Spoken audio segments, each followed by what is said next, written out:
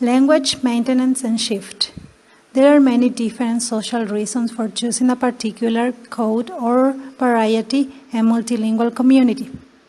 How do economic and political factors influence language choices?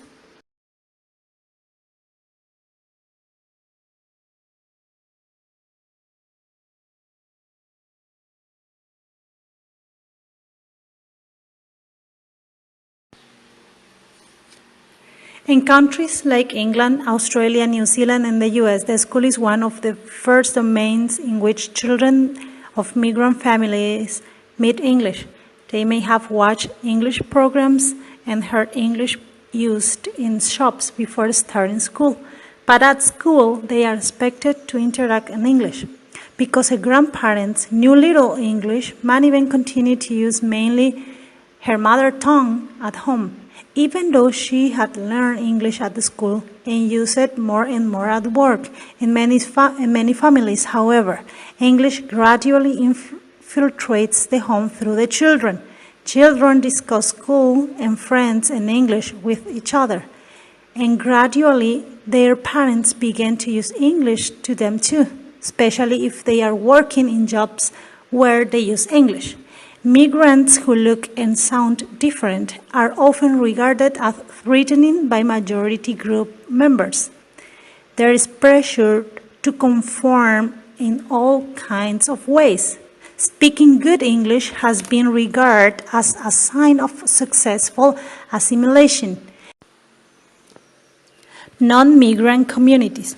Armin is an Iranian teacher of English. He is concerned that Farsi, the official language of Iran, is displacing his native language Azeri.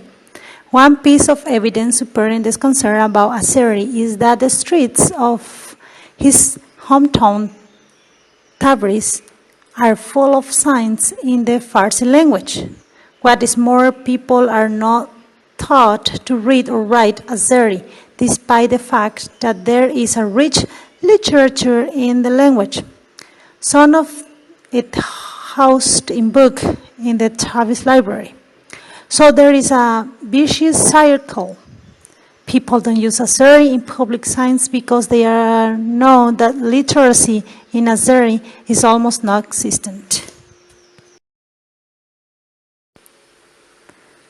Over the last couple of centuries, many speakers of Irish, Scottish Gaelic, and Welsh, for instance, have shifted to England and consequently to English, primarily in order to get work.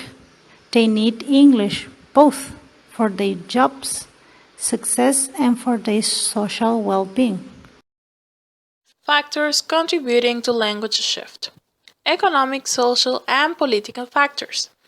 First, obtaining a job is the most obvious economic reason for learning another language. The more the second language is used, it pushes to bilingualism and potentially to language shift. The second important factor then seems to be that the community sees no reason to take active steps to maintain their ethnic language. They may not see it as offering any advantages to their children, for example, or they might not realize that it is in any danger of disappearing. Without active language maintenance, shift is almost inevitable in many contexts. Demographic factors. Demographic factors are also relevant in accounting for the speed of language shift. Resistance to language shift tends to last longer in rural than in urban areas.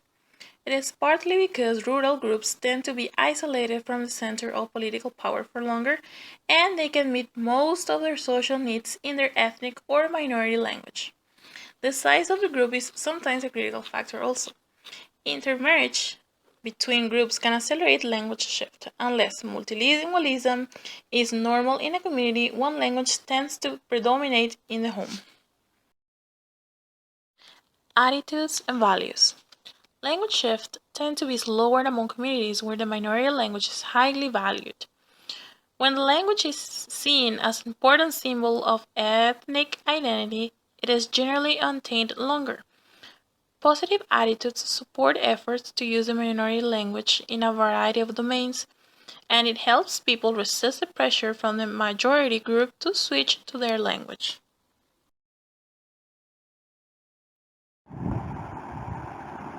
Where language is considered an important symbol of a minority group's identity, for example, the language is likely to be maintained longer. If families from a minority group live near each other and see each other frequently, this also helps them maintain their language.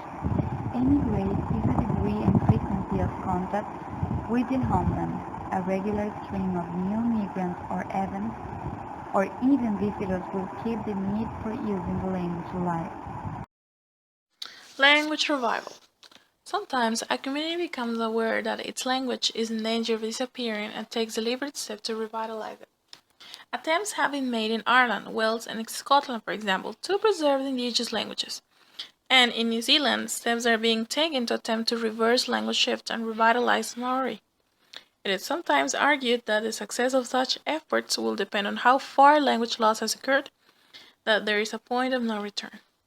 There is clearly no magic formula for guaranteeing language maintenance or for predicting language shift or death. Different factors combine in different ways in each social context, and the results are rarely predictable.